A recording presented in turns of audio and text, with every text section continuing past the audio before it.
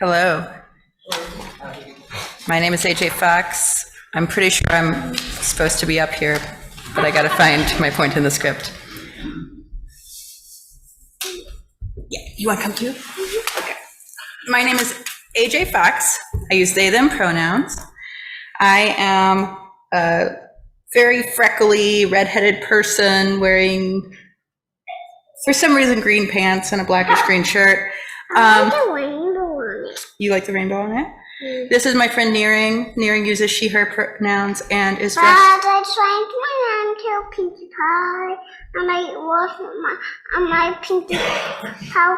Okay, but this is the time for me to say things, right? This is Pinkie Pie. She uses she, her pronouns. She's very sparkly today, wearing an Eastery sort of spring ensemble.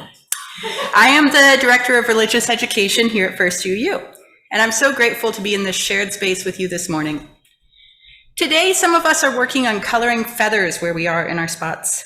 Our paper feathers are made out of cardstock, but real feathers are very soft. Our theme for March has been vulnerability. Vulnerability is a big word. One way to think about vulnerability is as part of hope. Hope means that we wish or dream or aspire to something happening. But in hope is the vulnerability that we might be disappointed. There was a famous Unitarian poet. Way back before there were Unitarian Universalists, there were Unitarians. Those were people who asserted, at the time that they started calling themselves Unitarians, the unity of God in rejection of the Trinity. And Universalists, those who believed in universal salvation. And there was a Unitarian poet named Emily Dickinson who wrote a famous poem about hope, where the vulnerability of hope is captured so clearly. It's titled, "Hope is the Thing with Feathers." And it goes like this. You ready to hear the poem? Okay, it goes, "Hope is the thing with feathers that perches in the soul and sings the tune without the words and never stops at all. And sweetest in the gale is heard, and sore must be the storm that could abash the little bird that kept so many warm. I've heard it in the chillest land and on the strangest sea, and yet never in extremity it asked a crumb of me."